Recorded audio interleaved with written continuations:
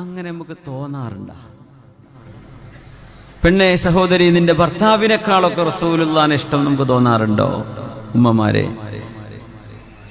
എൻ്റെ വിദ്യാർത്ഥിനികളെ, നമുക്കങ്ങനെ നമ്മുടെ കൂട്ടുകാരെക്കാൾ, സുഹൃത്തിൻ്റെ ഫോൺ വന്നില്ലെങ്കിൽ, കോള് കണ്ടില്ലെങ്കിൽ 2 ദിവസം ഭക്ഷണം കഴിക്കാത്ത ഭ്രാന്തന്മാരൊക്കെ ഉണ്ടാവും. അത്രയും അള്ളാഹിന്റെ റസൂലിനോട് സ്നേഹം തോന്നുന്നുണ്ടോ? ഇല്ലെങ്കിൽ നമ്മുടെ ഈമാൻ ഒരിക്കലും ആയില്ല, പൂർണ്ണമായില്ലെന്ന് പുണ്യനബി സ്വല്ലല്ലാഹു അലൈഹി വസല്ലം. അത്തരം ആളുകളെയാണ് യാ ഉമ്മത്തി, എൻ്റെ ഉമ്മത്തികളെ എന്ന് നബി ഞങ്ങൾ വിളിക്കുക. എൻ്റെ ഉമ്മത്തികളെ എന്ന് പറഞ്ഞാൽ നിങ്ങൾ നിങ്ങളുടെ നഫ്സിനേക്കാളും എന്നെ സ്നേഹിച്ചില്ലേ, നിങ്ങൾ എൻ്റെ ഉമ്മത്തികളാണ്.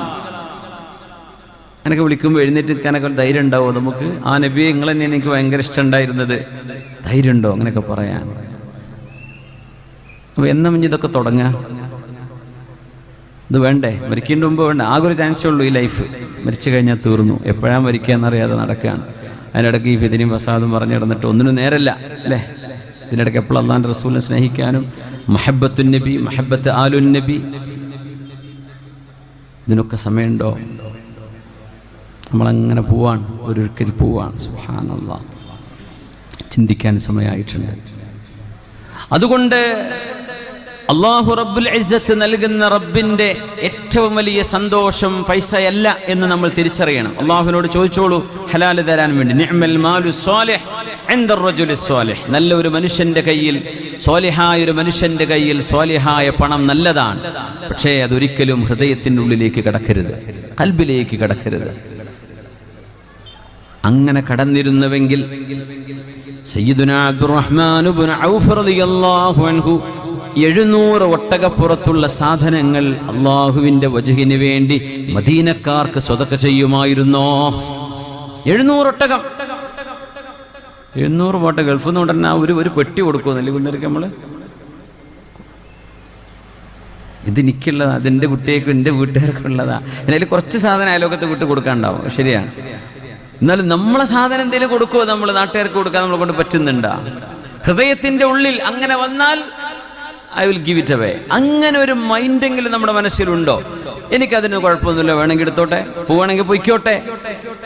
അത്രയെങ്കിലും നമ്മുടെ കൽബിൽ, ഹൃദയത്തിലേക്ക് കയറാതെ അതിനെ മാറ്റി നിർത്താൻ നമ്മളെ കൊണ്ട് കഴിയുന്നുണ്ടോ? അത് കഴിയുന്നില്ലെങ്കിൽ നമ്മൾ ഈ പറയാൻ പോണ വിഷയങ്ങൾക്ക് ഒരിക്കലും മനസ്സിലാവില്ല. ദാനം എന്ന് പറയുന്ന സംഗതി കൊടുക്കാൻ കഴിയില്ല. എങ്ങനെ? നമ്മുടെ കൽബിൽ നമുക്കത് ഭയങ്കര ഇഷ്ടമാണ്. പിന്നെ എങ്ങനെ കൊടുക്കുക? ഒരു പാകത്തിന് ഇഷ്ടേ പാടുള്ളൂ. നമ്മുടെ വീടായാലും, വാഹനമാണെങ്കിലും, ജോലിയാണെങ്കിലും, നമ്മുടെ സ്ഥാനമാനങ്ങളാണെങ്കിലും ഒരു മിനിമം മതി, ബെയർ മിനിമം, അത്രയേ പാടുള്ളൂ. ബിസ്മില്ലാഹിർ റഹ്മാനിർ റഹീം. ഖുൽ ലിഇബാദിയല്ലദീന ആമനൂ യുഖീമുസ്സലാത വയുൻഫിഖൂ മിമ്മാ റസഖ്നാഹും وينفقوا مما رزقناهم سرا وعلانية من قبل أن يأتي يوم لا بيع فيه ولا خلال. ഖുൽ, പറഞ്ഞു കൊടുക്കൂ നബിയേ, ലിഇബാദി, എൻ്റെ അടിമകളോട്, എൻ്റെ അടിമകളോട് പറഞ്ഞു കൊടുക്കും നബിയെ. ഈ അടിമ എന്ന് പറഞ്ഞതിൽ നമ്മളുണ്ടോ എന്നതും സംശയട്ടാ. അള്ളാഹ് പഠിച്ചത് കൊണ്ട് നമ്മൾ അടിമയാവേ, അള്ളാഹുവിൻ്റെ കണക്കിൽ അടിമയാണ്. പക്ഷെ നമ്മൾക്ക് അള്ളാഹുവിൻ്റെ കണക്കിൽ നമ്മൾ അടിമയായിട്ട് വിചാരിക്കുന്നുണ്ടോ? ഉണ്ടോ? നമ്മളിപ്പോൾ അള്ളാഹിൻ്റെ അടിമയാണോ? അടിമയെന്ന് പറഞ്ഞാൽ മുതലാളി പറയാണ്, ഈ കിണറ്റിലെ വെള്ളം ഇവിടുന്ന് കോരിക്കൊണ്ട് വേറെ കിണറുണ്ടാക്കി അയക്ക് ഒഴിച്ചു വെക്കണം, ഒക്കെ നടക്കാൻ പോണ കാര്യമാണോ എന്ന് ഒരിക്കലും ഒരു സയ്യിദിനോട് ഒരു അബ്ദ് പറയൂല. എന്തേ? സയ്യിദ് പറഞ്ഞു സമഅൻ വതഅ അലൽ ഐനി വറസ്. അറബികൾ അങ്ങനെ പറയും, അൽ ഐനി വറസ്, ഏറ്റെടുത്തു. ഒരു അബ്ദ് ഒരു സയ്യിദിനോട്, അടിമ ഒരു ഉടമയോട് എന്തിന് ഞാനത് ചെയ്യണം എന്ന് ചോദിക്കൂല, പറഞ്ഞത് ചെയ്യുള്ളൂ. നമ്മൾ എന്തിനാപ്പത്? അതിനെന്തെങ്കിലും വല്ല തെളിവുണ്ടോ?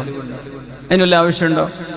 അതിലെന്താ കാര്യം കിടക്കണത് എന്നൊക്കെ അറിഞ്ഞ് ബോധ്യപ്പെട്ടിട്ടേ നമ്മളൊരു കാര്യം ചെയ്യുള്ളൂ, അല്ലേ? അപ്പം നമ്മൾ അബ്ദായിട്ടില്ല. അബ്ദായോ? ഇല്ല. അള്ളാഹു നമ്മളെ പല കാര്യങ്ങൾക്കും വേണ്ടി വിളിക്കുന്നുണ്ട്. വിളിച്ചാൽ അവിടെ എത്തണം. അതാണ് അബ്ദിന്റെ പ്രത്യേകത.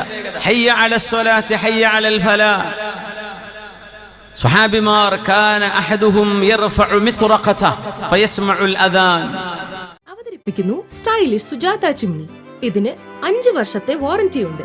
അതെ, ഫുൾ പ്രോഡക്റ്റിനും 5 വർഷത്തെ വാറന്റി. സുജാത ഹോം അപ്ലയൻസസിലെ എക്സ്പെർട്ട്.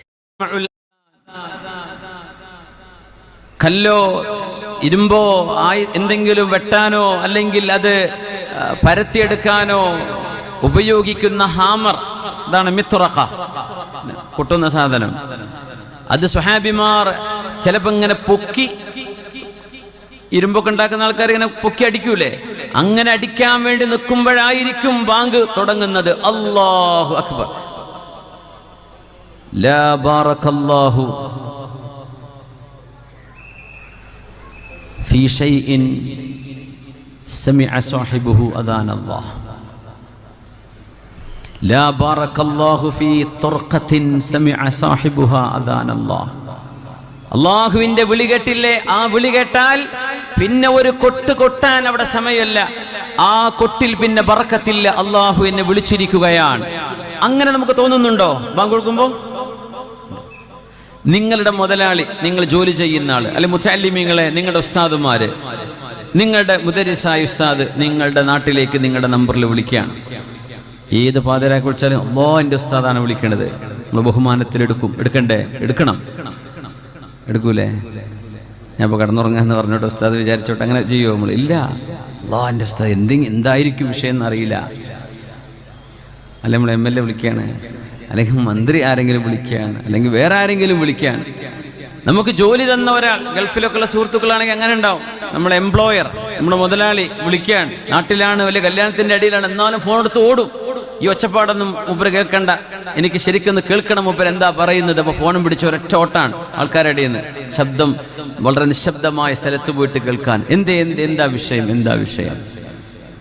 ഇതൊരു മനുഷ്യന്റെ വിളിക്ക് നമ്മൾ കൊടുക്കുന്ന ഉത്തരമാണ്. ഖാലിഖിന്റെ വിളിക്ക് നമ്മൾ ഇതിന്റെ 1000-1 വില കൊടുത്തിട്ടുണ്ടോ? പിന്നെ എങ്ങനെ നമ്മൾ അള്ളാന്റെ അടിമ എന്നൊക്കെ പറയാ? നമ്മളങ്ങനെ വില കൊടുത്തിട്ടില്ലല്ലോ. ആയിക്കോട്ടെ, പള്ളി അങ്ങനെ കുറേ കൊടുക്കും, കുറേ മൂല്യന്മാർ കൊടുക്കുന്നുണ്ട്, അങ്ങനെ ബാങ്ക് അങ്ങനെ എൻ്റെ നാട്ടിലും കൊടുക്കുന്നുണ്ട്, അതങ്ങനെ കഴിഞ്ഞ് നിന്നോളും, അത്ര തന്നെ. നമ്മൾ ഇത് റബ്ബിന്റെ വിളിയാണെന്ന് നമ്മുടെ ഖൽബിലേക്ക് കയറിയിട്ടുണ്ടോ മുഅ്മിനേ? ഇതൊരു ചോദ്യം ഞാൻ നിങ്ങളോട് ചോദിക്കുന്നതിന് മുമ്പ് ഞാൻ എന്നോട് ചോദിക്കുകയാണ്, എന്നിട്ട് നിങ്ങളോട് ഞാൻ പറയുന്നതിന് ആദ്യം അതിലേറ്റവും ആദ്യത്തെ മുആതബ് എൻ്റെ നഫ്സാണ്, അത് കഴിഞ്ഞിട്ട് നിങ്ങളുള്ളൂ. നമ്മളത് അങ്ങനെ വില കൊടുക്കുന്നുണ്ടോ അള്ളാഹുവിനെ? പിന്നെ എങ്ങനെ നമ്മൾ അള്ളാഹിന്റെ ഇബാദി, എൻ്റെ അടിമകളെ എന്ന് പറയുമ്പോൾ നമ്മളൊക്കെ വിടുന്നുണ്ടോ? നമ്മുടെ നിസ്കാരം പോലും അങ്ങനെയാണോ? അല്ലാഹു തആല നിസ്കരിക്കാൻ വേണ്ടി പറഞ്ഞു, ഒരു സയ്യിദിന്റെ, ഒരു മാസ്റ്ററുടെ മുമ്പിൽ ഒരു സ്ലൈവ്, ഒരു അടിമ നിസ്കരിക്കുകയാണെങ്കിൽ ആ മാസ്റ്റർ മുഖം തിരിക്കുന്നവരെ നമ്മൾ മുഖം തിരിക്കാൻ പാടില്ല, അതുവരെ നോക്കി ഇങ്ങനെ നിൽക്കുകയാണ് ചെയ്യുക. അല്ലാഹു സുബ്ഹാനഹു വ തആല അല്ലാഹുവിന്റെ ജലാലിയത്ത് കൊണ്ട്, ജബറൂത്ത് കൊണ്ട്, അല്ലാഹുവിന്റെ അളമത്ത് കൊണ്ട് നിങ്ങളിലേക്ക് മുഖ്ബിലുൻ ബിവജ്ഹിഹി, ഒരു അബ്ദ് അല്ലാഹു അക്ബർ എന്ന് ചൊല്ലി നിസ്കാരത്തിലേക്ക് പ്രവേശിച്ചാൽ അല്ലാഹു നിങ്ങളിലേക്ക് മുന്നിട്ട് നിൽക്കുകയാണ്. അല്ലാഹുവിന്റെ വജ്ഹ്, നിങ്ങളുടെ വജ്ഹിൽ നിന്ന് അല്ലാഹു തിരിക്കുന്നത് നിങ്ങളായിട്ട് അസ്സലാമു അലൈക്കും വറഹ്മത്തുള്ളാഹി എന്ന് മുഖം തിരിക്കുമ്പോഴേ അല്ലാഹു മുഖം തിരിക്കുന്നുള്ളൂ എന്ന് പരിശുദ്ധ നബി സ്വല്ലല്ലാഹു അലൈഹി വസല്ലം. അപ്പൊ പിന്നെ നിസ്കാരത്തിൽ ഇമാം ഇച്ചിരി തഹിയാത്ത് നീട്ടി ഓതിയാൽ നമ്മുടെ മനസ്സിൽ വിഷമം തോന്നാൻ പാടുണ്ടോ?